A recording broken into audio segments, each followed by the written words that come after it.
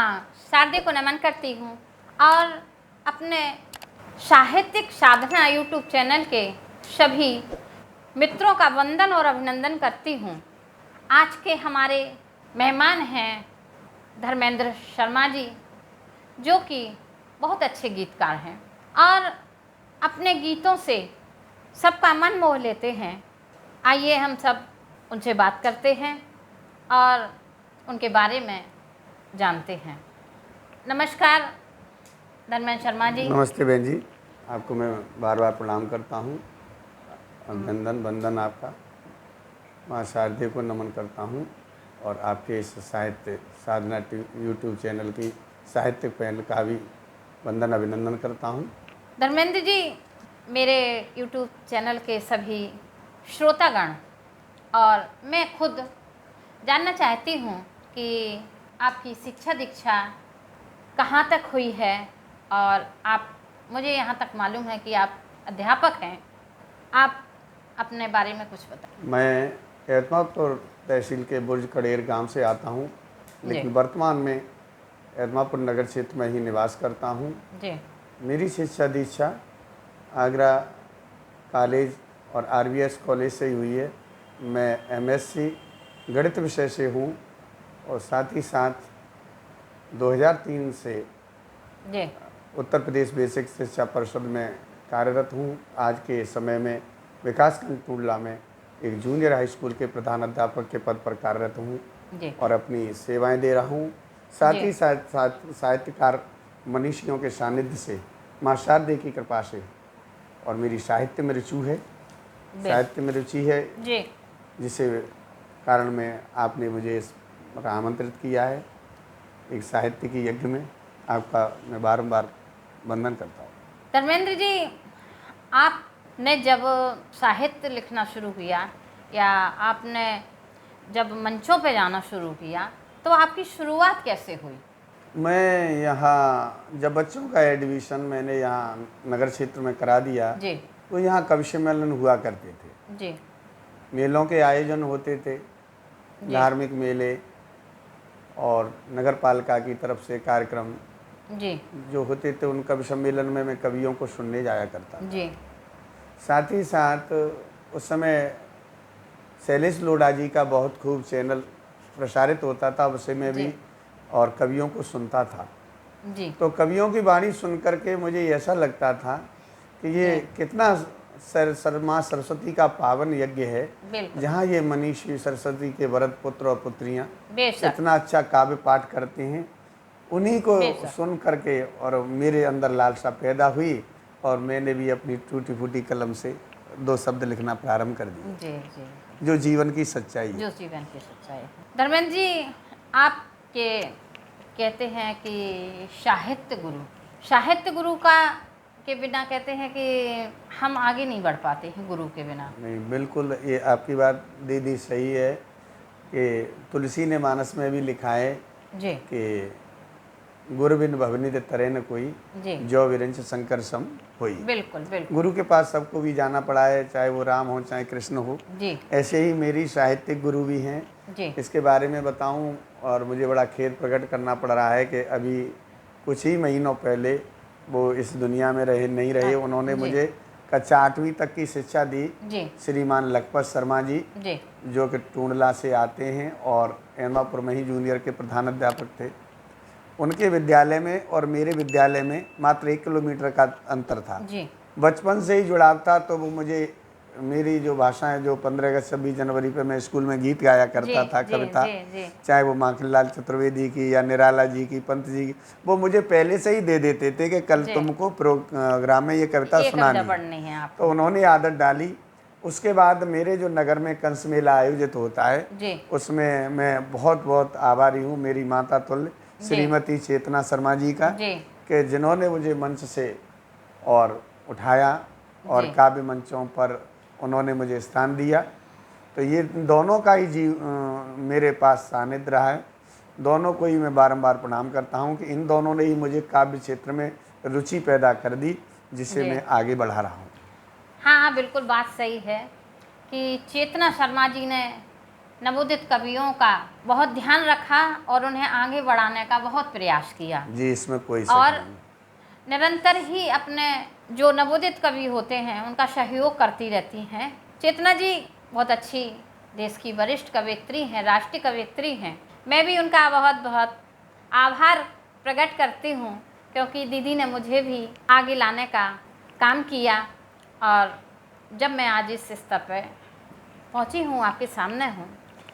आपकी एक रचना है धर्मेंद्र जी जी। कि प्यार पाने का जी भर के जतन कीजिए, प्यार पाने का जी भर जतन कीजिए, वक्त गुजरे नहीं कुछ यतन कीजिए, वक्त गुजरे नहीं कुछ यतन कीजिए।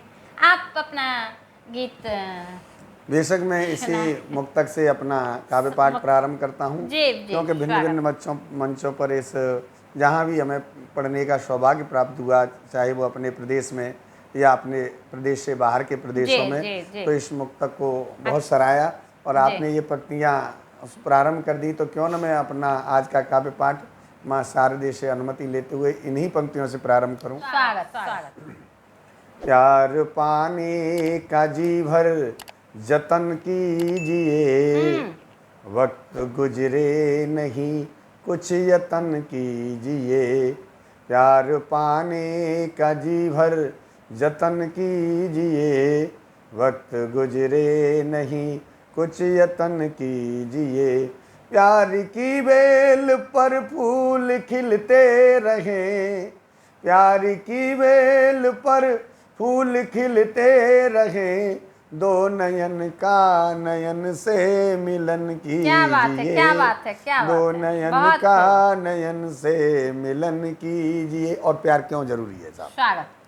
कि प्यार बिन जिंदगानी अधूरी रहे, प्यार बिन जिंदगानी अधूरी रहे, दिल से दिल ना मिले तन से दूरी रहे, मन से मन ना मिले तन से दूरी रहे, पास आओ जरा दूर हो दूरियां, क्या बात। पास आओ जरा दूर हो दूरियां, गम से मट जाएंगे गर सबूरी रहे, क्या बात है, क्या बात है। गम से मट जाएंगे गर सबूरी रहे, प्यार बिन जिंदगानी अधूरी रहे। बहुत खूब। अब मैं क्यों ना आपको, आज नारी सशक्तिकरण वर्ष चल रहा है, जी नारी की ताम्र एक पीड़ा रह जाती है, बिल्कुल। तमाम अपना समर्पण करने के बाद भी जी। और उस पर कुछ लांछन लगते हैं, बिल्कुल। उसे कहीं कमियां फिर भी उसकी रह जाती जी। हैं, जबकि जीवन भर वो अपने जीवन साथी के साथ 100% से भी ज़्यादा समर्थन सहयोग करती है जी बिल्कुल, और सच्ची राह पर चलती है। बिल्कुल। तो मैं एक गीत आपके सामने रखता हूँ। स्वागत स्वागत। आज के भौतिकवाद युग में आकर्षण को लोगों ने ज़्यादा महत्व दे रखा बिल्कुल है, बिल्कुल बिल्कुल। आंतरिक गुणों की तरफ जो ध्यान नहीं है, जी उसको उसी पर समर्पित एक नारी की पीड़ा है, स्वागत। उसे मैं अपने गीत के रूप में आपके बीच स्वागत रखता हूँ। स्वागत। कि तन से मन तो लगाते रहे तुम सदा, तन से मन को लगाते रहे तुम सदा, मन से मन को कभी भी छुआ ही नहीं, बहुत खूब, बहुत हर खूब। दफा एक दफा तुम लगाते रहे, हर दफा एक दफा तुम लगाते रहे, एक दफा भी रफा कुछ हुआ ही क्या बात, नहीं, क्या बात। तन से मन को लगाते रहे तुम सदा। वाह। और सब पहली पीड़ा जो नायिका की है, जी मेरे मुकड़े को चंदा हाँ तुमने कह तो दिया, हाँ चांदनी की तरह तुमने देखा नहीं, मेरे मुकड़े को चंदा तुमने कह तो दिया, चांदनी की तरह तुमने देखा नहीं, रेशमी केस उलझे सुलझा दिए, केस उलझा हुआ तुम से सुलझा नहीं, प्रेम में हार कर जीत तो तुम गए। क्या बात है। प्रेम में हार कर जीत तो तुम गए, जिंदगी जंग थी एक जुआ ही बेशक नहीं, बेशक। हर दफा एक दफा तुम लगाते रहे, एक दफा भी रफा कुछ हुआ ही नहीं। धड़कने मेरे दिल की बढ़ा तो गए, क्या धड़कने मेरे दिल की बढ़ा तो गए, दिल की धड़कन कभी तुम बने ही नहीं। बहुत सुंदर। प्यार में डूब कर निकल तुम गए, प्यार में डूब कर तुम निकल तो गए, प्रीत की चाशनी में सने ही नहीं, और दर्द हम दर्द बन कर के देते रहे, दर्द हम दर्द बन कर के देते रहे, दिल से मांगी निकली दुआ ही नहीं, क्या बात। दिल से मांगी निकली दुआ ही नहीं, तन से मन तो लगाते रहे तुम सदा, मन से मन को कभी भी छुआ ही नहीं। और देखिए गीत का अंतिम बंद जी। कि गंध मकरंद यौवन चुरा तो लिया, वाह वाह वाह। गंध मकरंद यौवन चुरा तो लिया, चित हमारा कभी भी चुराया नहीं, क्या बात है। नेह की नीति को तुमने जाना नहीं, नेह की नीति को तुमने जाना नहीं, प्रेम में कोई अपना पराया नहीं, और हम तो मर मर के तुम पर जीते रहे, वाह वाह। हम तो मर मर के तुम पर जीते रहे, मौत का हमने देखा कुआ ही नहीं, क्या बात, क्या बात। हर दफा एक दफा तुम लगाते रहे, एक दफा भी रफा कुछ हुआ ही नहीं, तन से मन को लगाते रहे तुम सदा, मन से मन को कभी भी छुआ ही नहीं, हर दफा एक दफा तुम लगाते रहे, एक दफा भी रफा कुछ हुआ ही नहीं। बहुत सुंदर गीत। बहुत बहुत धन्यवाद बहन जी। बहुत सुंदर गीत पढ़ा आपने। इसी को कहते हैं घोर श्रृंगार। जी, और जो शब्दों का चयन बहुत सुंदर था गीत में। धर्मेंद्र जी, आप आज के जो कवि हैं, जो जी। नए नवोदित कवि हैं, जी, उनके लिए आप क्या कहना चाहेंगे? मैं पहले तो के प्रति विद्यार्थी, चाहे वो आईआईटी कॉलेज का हो, चाहे वो मेडिकल लाइन का हो, चाहे साइंटिस्ट हो, जी हमारे श्रेष्ठ कवियों को सुन करके जी यूट्यूब चैनल के माध्यम से कैसे भी डिजिटल इंडिया की तरफ उसे सुन करके, नई पहल के सुन करके लोगों में जागृति आई है। बिल्कुल बिल्कुल। आज बेशक। मंचों पर और पुस्तकों में साहित्य के सृजन के रूप में हिंदी ने एक अपना परचम फहराया है, और हम माँ बेशक। शारदे से यही कृपा करते हैं कि ये परचम और ऊंचाई तक फहराए, और नवोदित कवि आए, साहित्य में रुचि दिखाएं। जी जी बिल्कुल। साथ ही मैं ये भी कहना चाहूँगा जी। कि नवोदित कवि अपना काव्य पाठ अवश्य करें, लेकिन जो श्रेष्ठ कवि हैं उनको सम्मान जरूर देते रहें। बिल्कुल बिल्कुल अपनी रचनाओं से उनसे अवगत कराएं, बिल्कुल। क्योंकि ये साहित्य के मनीषी उन नवोदित कवियों को मांझने का काम करेंगे, निखारने का काम बहुत करेंगे, सुंदर बात। तो उनकी बहुत वाणी और शब्दावली, जी लय, ताल और मजबूत होगा। बिल्कुल इसमें बिल्कुल। कोई बुराई नहीं है। इसमें बेशक, इस ये तो सच्चाई है। और जब बड़े लोगों का आशीर्वाद होगा तो हम सफल जरूर होंगे, जरूर अपने जरूर, कार्य में बिल्कुल बिल्कुल। हम सफल जरूर होंगे। धर्मेंद्र जी, मैं आपसे यही पूछना चाहती हूँ कि आप जब मंचों पे गए नए नए, जी तब आपके साथ क्या परिस्थितियाँ रहीं, आप किस तरह आप अपना स्थान बना पाए? जी, जी, शुरुआत जीवन में काव्य पाठ घर शुरू पे कर काव्य पाए। पाठ पढ़ना, विद्यालय में कविता पढ़ लेना एक अलग बात थी। बिल्कुल। लेकिन मंचों पे पढ़ना। जहाँ पर कवियों का मंच हो, जहाँ पर कवि कवित्री बैठे हों, तो वहाँ सबसे पहली तो अपनी कविता की सबसे अच्छी समीक्षा होती है। बिल्कुल बिल्कुल। वो हमारे बिल्कुल। कवि सबसे बेहतर समीक्षक होते हैं। बिल्कुल, ये साथ बात ही सही है। साथ हमने देखा कि कविता को जी कितना सराहा जा रहा है, जी कितना पसंद किया जा रहा है, जी। इसका तय श्रोता ही करते हैं। बिल्कुल बिल्कुल। तो मैंने ये श्रोता मंचों करते पर हैं। देखा। बिल्कुल। शुरुआती दौर में हम मंचों पे खड़े हुए थे तो जी। पढ़ने में जीभ भी लड़खड़ाती थी और पैर भी खड़े होने में वो दिक्कत घबराहट होती थी। घबराहट होती थी। लेकिन श्रेष्ठ कवियों के साथ साथ उनके साथ चल चल के, जैसे माता पिता के साथ उंगली पकड़ करके बच्चा जवान हो जाता है, ठीक बड़े बिल्कुल। कवियों का सानिध्य हमें मिला और आज हम भी उस संशय और उससे दूर हैं। फिर भी हम उनको हमेशा सम्मान हमारा और उनका प्यार हमारे प्रति बना रहे, ये हाँ, बहुत सही ज़रूरी बात है। सही बात है। आपस में तालमेल बना रहे। हाँ जी जी, आप बहुत ज़रूरी है।